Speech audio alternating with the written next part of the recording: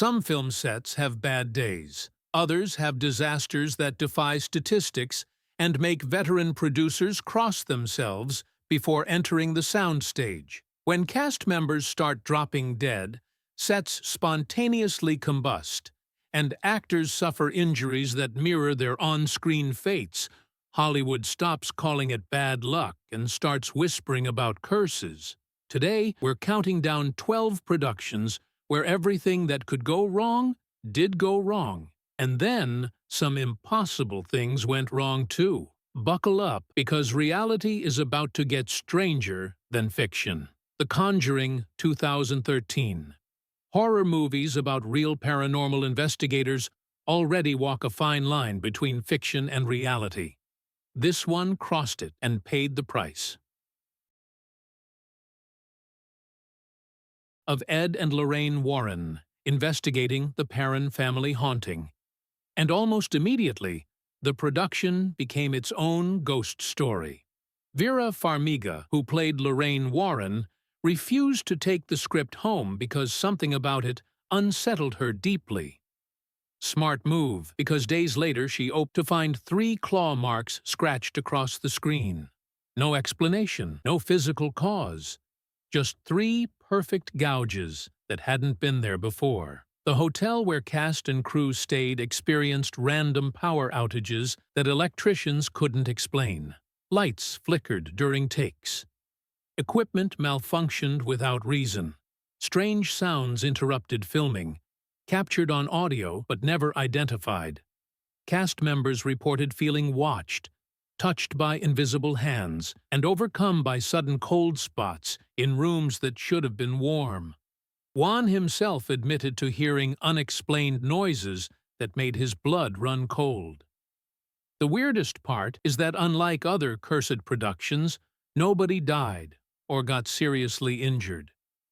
The entities haunting the Conjuring set seemed content with psychological torment, as if reminding everyone that when you tell stories about real demons might show up to fact-check your work. Farmiga later said she wouldn't repeat the experience for any amount of money. The Warrens themselves had warned that opening doors to the other side meant you couldn't always control what walked through. The cast thought it was movie magic and marketing hype until they lived it. Twilight Zone, the movie, 1983. This one isn't a curse, it's a crime scene that Hollywood tried to bury.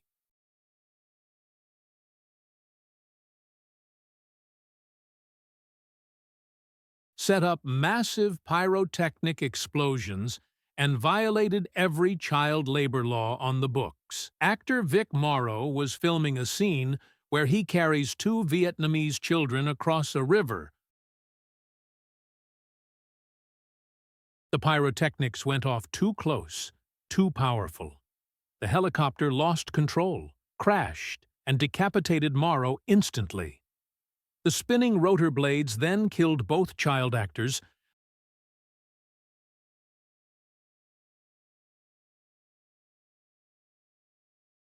were captured on film, footage so horrific that it's locked away in court archives and will never be released publicly. Landis and 4 others were charged with involuntary manslaughter, but acquitted in a trial that devastated Hollywood. The incident exposed rampant safety violations on film sets, with directors cutting corners and endangering lives for dramatic shots.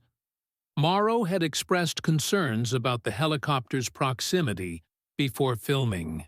He died doing a stunt he knew was dangerous because directors demanded it. The tragedy led to sweeping reforms in on-set safety protocols, changes in child labor laws, and permanent restrictions on helicopter use near actors. But no amount of legislation brings back 3 people who died for entertainment. Twilight Zone. The movie is remembered not for its storytelling, but for being the production that finally forced Hollywood to admit that chasing cinematic glory wasn't worth human lives. Steven Spielberg, who produced the film, reportedly never spoke to Landis again after the incident. The curse of Twilight Zone isn't supernatural. It's the permanent stain of negligence disguised as ambition. Apocalypse Now, 1979. Francis Ford Coppola went to the Philippines to make a war movie, and instead lived through an actual war. The production lasted 238 days when it was supposed to take 6 weeks. The budget exploded from $12 million to over $30 million, most of it Coppola's own money. He self-financed a masterpiece that nearly killed everyone involved, including himself.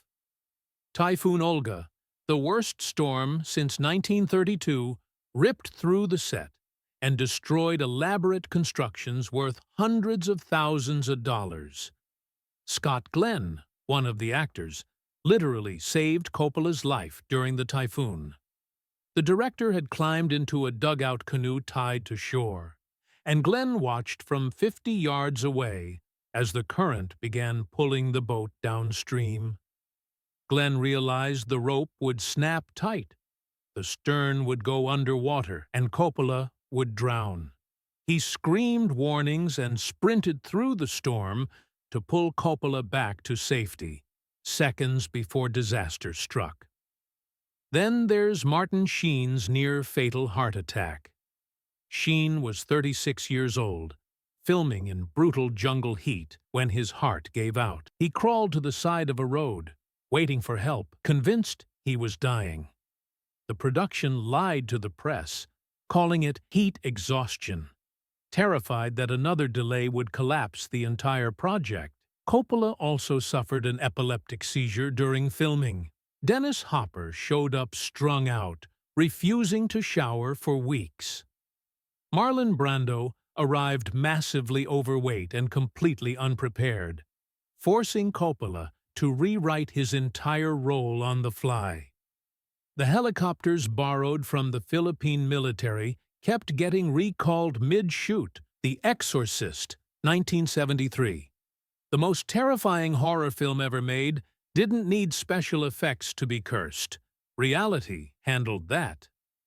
A mysterious fire broke out on the McNeil house set, destroying everything except Reagan's bedroom, the exact room where the exorcisms took place. The blaze delayed production for 6 weeks, and nobody could ever explain how it started or why that one room survived untouched. Cast and crew members started dying. Actor Jack McGowran, who played Burke Dennings, died from complications of influenza shortly before the film's release, just like his character dies in the movie. Vasiliki Maliaros, who played Father Karras's mother, also died before the premiere, mirroring her character's hospital death in the film. Several actors lost family members during production. Both Linda Blair and Ellen Burstyn suffered serious spinal injuries from faulty equipment. Burstyn was yanked too hard by a harness during a scene where her character gets thrown across the room.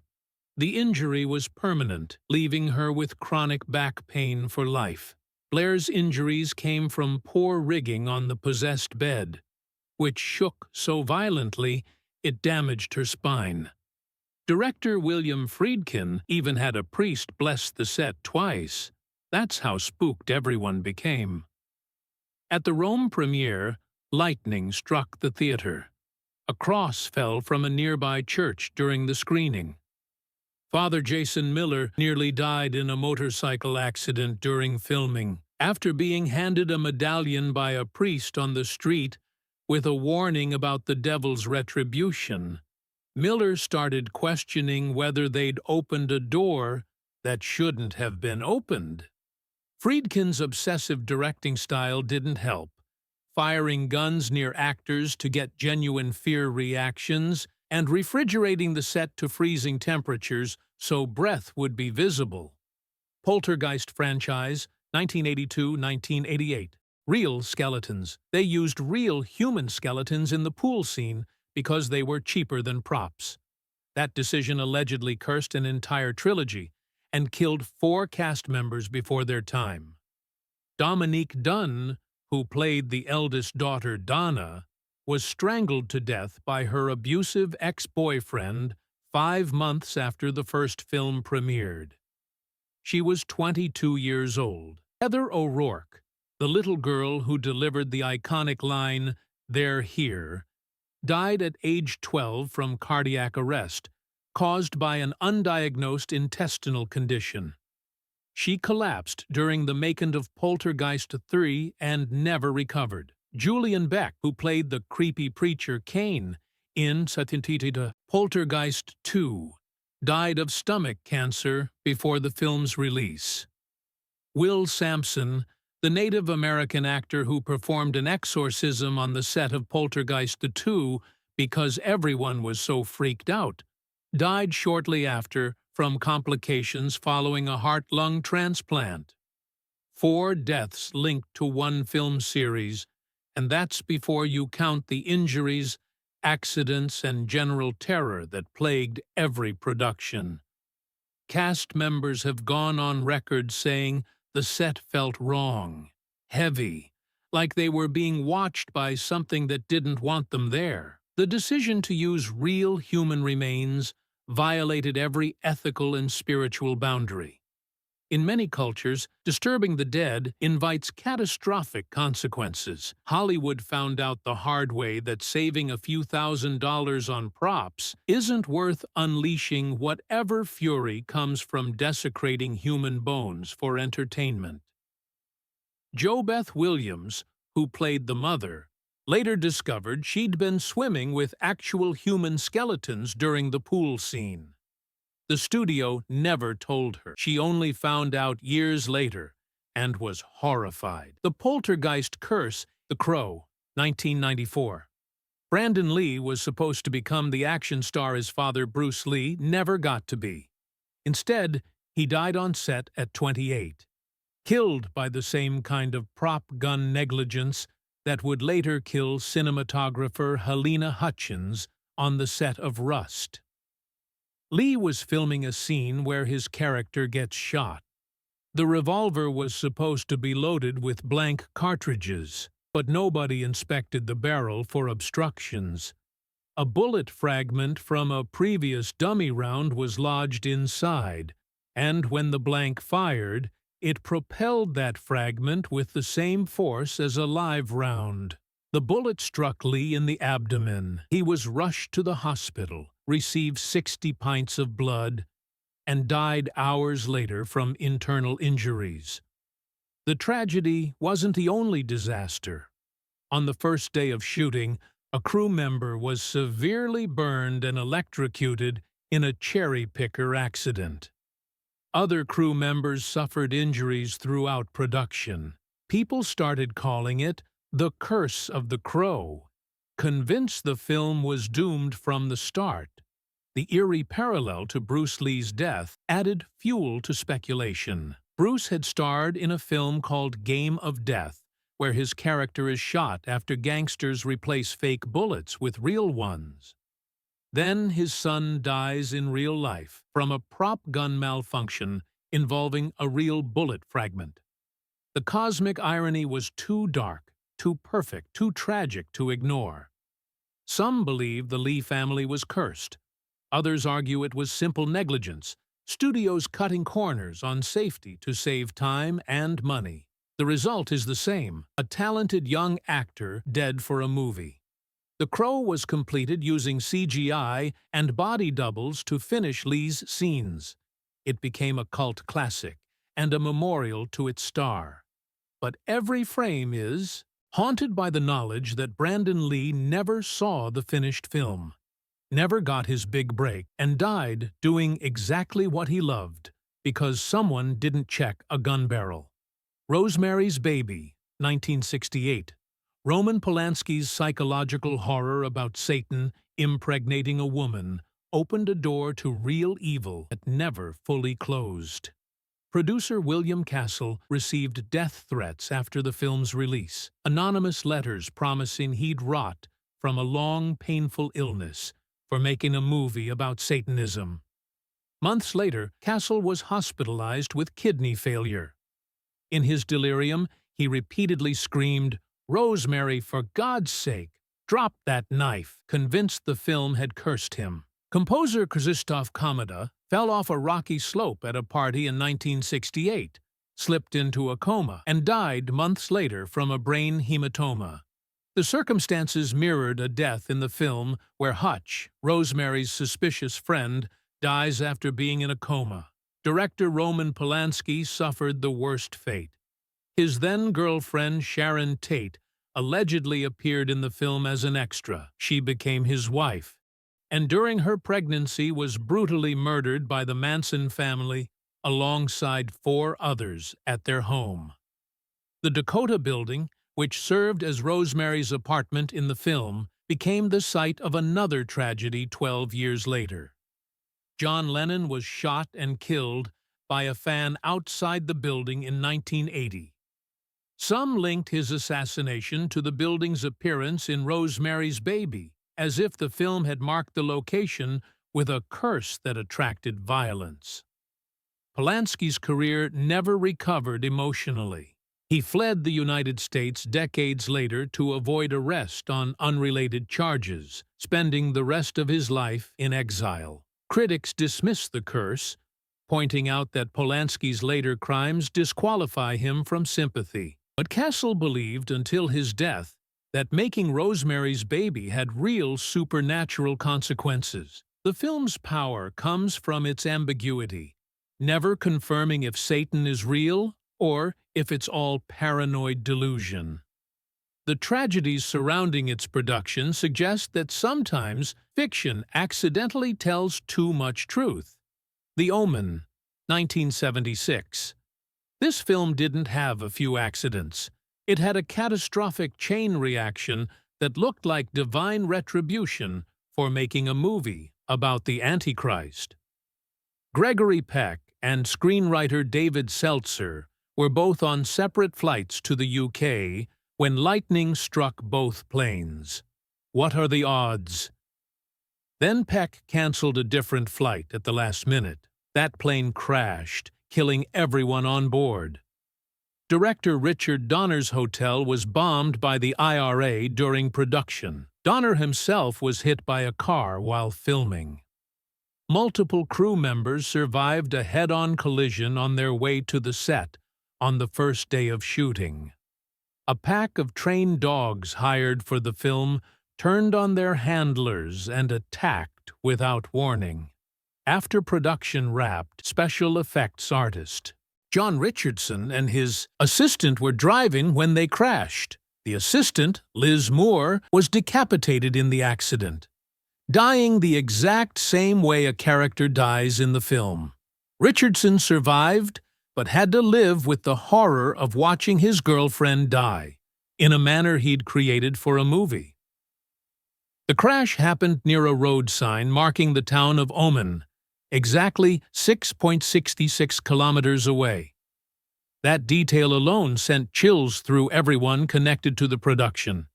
Some saw it as coincidence. Others saw it as proof that making a film about the son of Satan invited real demonic interference. The Omen's production became a case study in how far coincidence can stretch before it snaps and becomes something else. Cast and crew started questioning if they'd crossed a line, if depicting the apocalypse too vividly had angered forces beyond human understanding.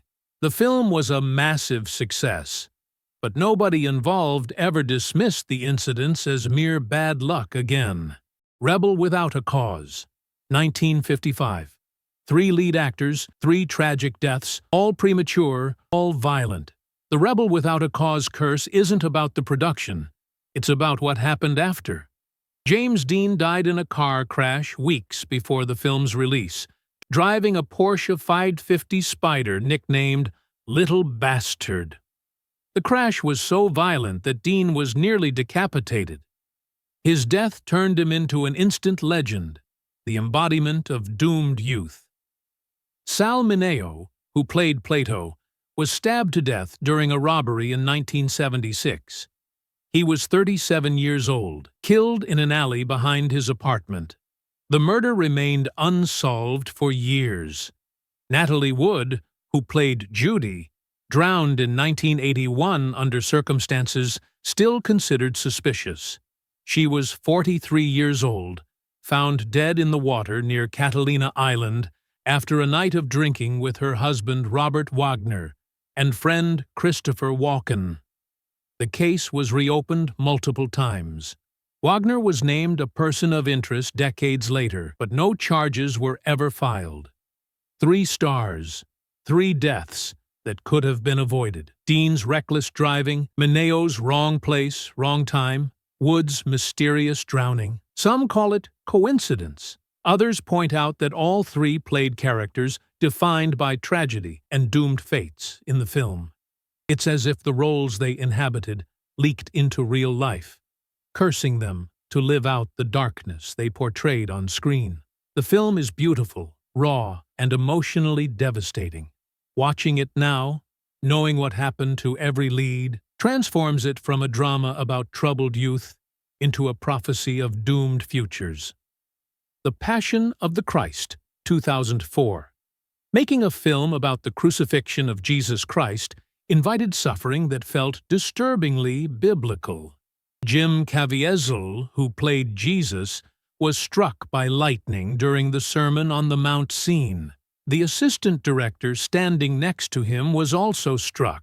Then the assistant director got struck by lightning again during a different shoot. Caviezel endured a dislocated shoulder from carrying the cross, a lung infection from filming in brutal weather, and massive migraine headaches from the prosthetic makeup that simulated blood around his eyes. During the scourging scene, a co-star accidentally whipped Caviezel for real, leaving actual wounds on his back. The physical toll was immense, and Caviezel later said, "Playing Jesus changed him permanently, both spiritually and physically." Some saw the lightning strikes as divine signs, proof that the film had heavenly approval. Others interpreted them as warnings to stop. The production pressed on, determined to create the most realistic depiction of Christ's final hours ever filmed.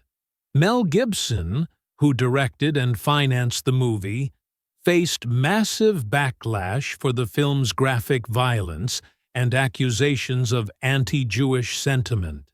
The Passion became one of the highest-grossing films of all time, but remains deeply controversial.